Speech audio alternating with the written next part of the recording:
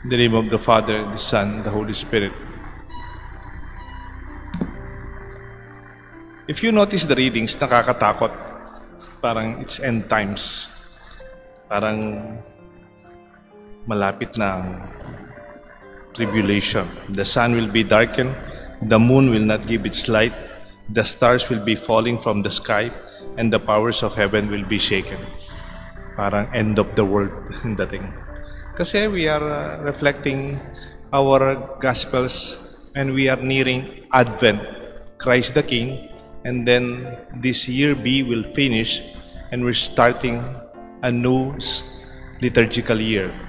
Kaya nga po malapit na yung Christ the King and then Advent and then Christmas.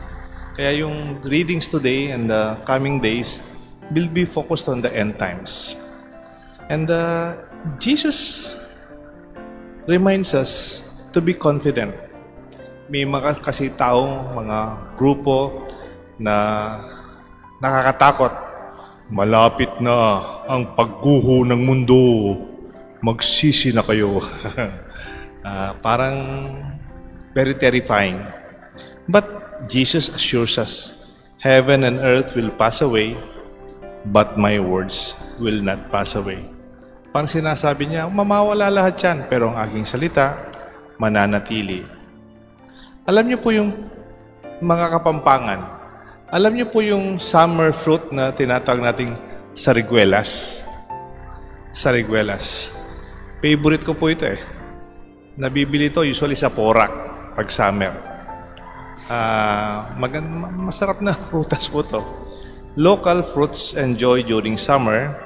At one point, the sariguelas trees shed all their leaves, making them appear they are dried and lifeless. Kung pupunta ka sa Porac, makakita ka ng sariguelas by this time, parang patay. Parang walang buhay. And I said, ba't nananatili pa to? Patay na, di ba? Wala nang leaves. And then, actually, this is not the end. They are not dead. This stage signals the beginning of a new transformation. Soon after, flowers start to bloom and the height of summer's intense heat, in spite of the dryness and the heat, the sariguelas would emerge with their flowers and with the fruit, in spite of the very hot summer. Parang itong fig tree, the same principle. Parang tapos na, pero hindi pa. Parang patay na, pero mayroon pa. Di ba si Barbara Streisand, nung panahon namin, meron siyang kanta. Kinakanta-kanta pa natin sa videoke. Sinasabi niya, some good things never last. But our faith tells us otherwise, that only good things will last. And that is true to our own faith and our testimony. Sa totoo, baligtad ang sinasabi ni Barbara Streisand siguro.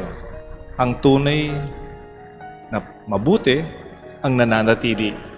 At yung hindi mabuti, yun yung hindi nananatili. Di ba kung minsan yung mga kabataan some time ago, mayroon silang sinisigaw-sigaw, walang forever! Kawawa naman mga batang to. Bakit sinisigaw yung walang forever? Siguro, they did not experience true love. Pag ikaw ay minahal, yung totoong pagmamahal. Pag ikaw ay nagmahal, na totoong pagmamahal, you'll always shout, forever. Kaya nga pag nagdarasal tayo, pakinggan niyo po yung pare. Every prayer we have, we ask this through Lord Jesus Christ, your Son, who lives and reigns with you, with the Holy Spirit, one God, forever and ever. Amen. Maybe they are frustrated or in pain of failed relationship, or perhaps they never experienced true, faithful, and genuine love that is lasting. Siguro sinisigaw nilang walang forever kasi hindi nila naranasan ang tunay na pagmamahal. Pero pag naranasan pagmamahal sa buhay mo, you hold on to things that last. Mananatili ito. It remain. It will not pass. Alam niyo po I would have 3 stories. Mabilis lang po. The story of una, yung Doña Paz. MB Doña Paz. Yung Doña Paz is a ship traveling from Manila to I think in Visayas. December 20. Hindi ko po makakalimutan ito kasi nag-apostolate po ako noon. Nag-college ako. Nagkaroon ng tanker na nagkaroon ng aksidente. Yung MV Vector en route to Leyte, Manila. Nagkasalubong po itong dalawang barko. Ang laki-laki ng dagat. Nagkabanggaan pa po. And what is tragic, December 20, ang daming mga Pilipinong umuwi, nakasakay sa MV Doña Paz, going home for the Christmas vacation to the province. Because MT Vector is a ship carrier of oil. Kaya po, nung nagkabanggaan, nasunog pati yung dagat because of the oil. Ang hirap pa po, kamukha ng mga Pilipino, ships and buses, pag umuwi yung Pasko, overloaded. Kung 2,000 lang ang capacity ng, more or less capacity, halimbawa ng Doña Paz, ang nakasakay, 4,386. More than what is expected. And I'm sure they don't have enough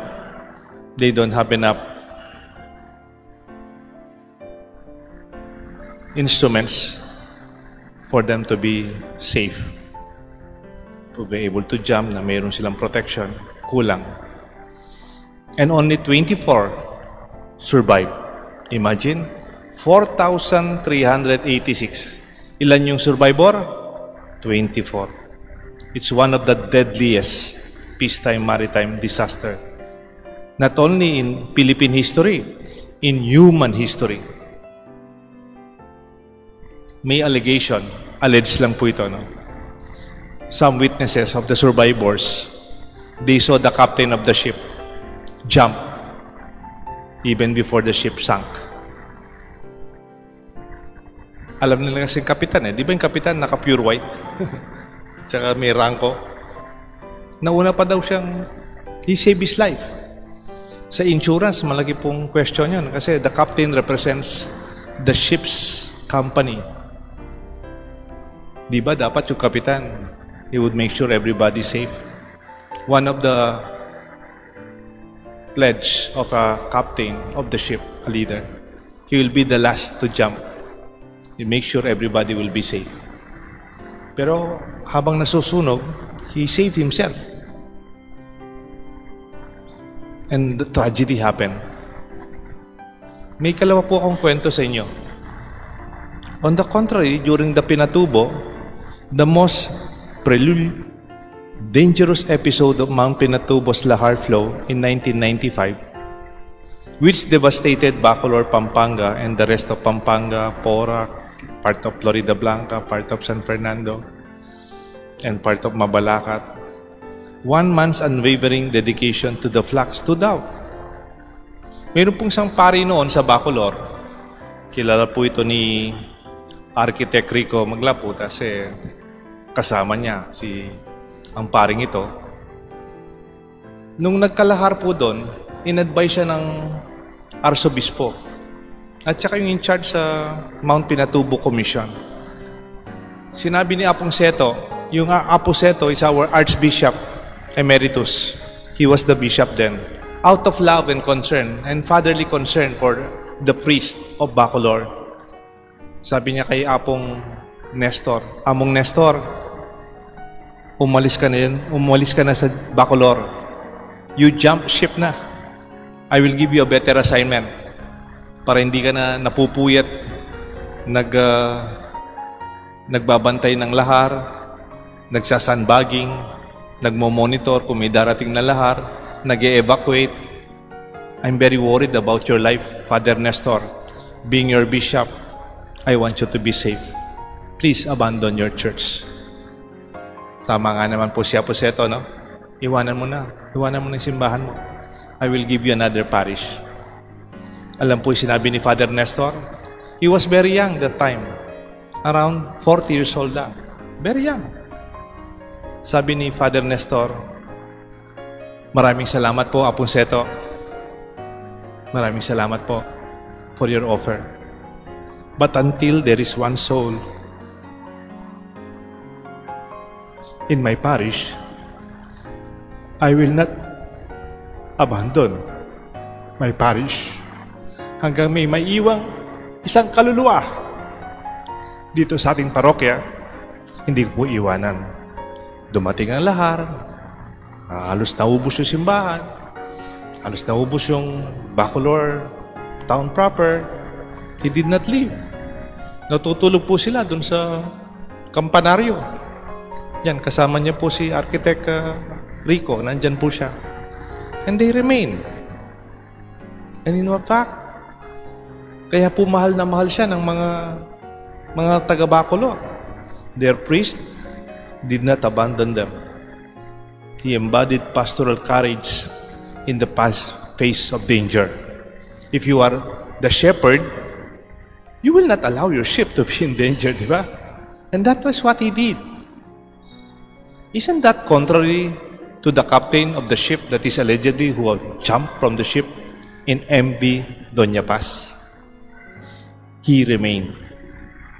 And yet, sad to say, Father Nestor in 1997, he was age 45, he died of cancer when he was assigned in, I think in Camba, Arayat. I think there's something about us that would hold us to remain, manatili, not to surrender. Parang naalala ko, a faithful mother, the story of a faithful mother. She could not stop the arrest. Na-arrest ang kanyang anak. She could not prevent the unjudged judgment against her son.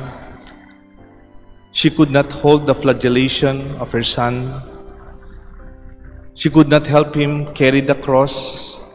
And she could not fight those who crucified him. She stood by her son. She did not abandon her son. She did not hide like the rest of the apostles. She did not fear. Though she may be in danger, she never abandoned her son Jesus. In pain and in tears, yes. Umiiyak siya, yes. In anguish, in sorrow, yes. Kaya ang tawag nga sa kanya, Virgen de la Rosa.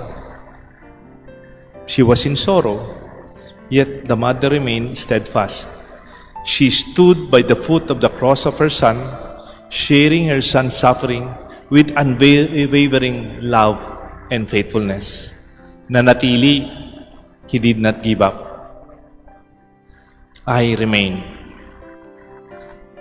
Virgen de los Remedios or Virgen de la Rosa embodies unwavering faith and devotion to her son. Alam niyo po yung Latin song or hymn na ginagamit during Good Friday na kung minsan it is played by violin habang nagpuprosesyon ng Biyernes Santo. Ang title nun, Stabat Mater. Stabat Mater. Do you know the meaning of Stabat Mater? It is the Latin title of Mary, which only means the mother standing by the foot of the cross. The mother who stood, nanindigan, nanatili, hindi iniwanan kanyang anak, sharing the suffering of her son with her steadfast love. That is what we need when everything is so dangerous and difficult. Huwag tayong bibitaw. Mananatili. Parang wala ng pag-asa, parang wala ng buhay, pero meron pa. It's not the end. Now I understand why Saint Mother Teresa said, no, hindi ko maintindihan masyado si Saint Mother Teresa. It echoes her call to faithfulness in her words. Sabi ni Saint Mother Teresa, I do not pray that you will be successful. I pray that you will be faithful. Pwedeng manatili kang matagumpay. Pero kung di ka naman faithful, kanino ka uwi? Anong kahulugan ng tagumpay mo? Kung di ka naman tapat. But when you are faithful, as Mother Teresa would pray for us, success will follow. Makakatulog kang masarap, gigising ka ng masarap, masaya ang pamilya, nagmamahalan magkakapatid, mag-asawa, and people will be very happy for you. Then you realize success is not only financial. Success is not only economic. Success is not only material. Success is when you celebrate the fruits of a faithful life as you remain. May God bless us all, the Father, the Son, and the Holy Spirit.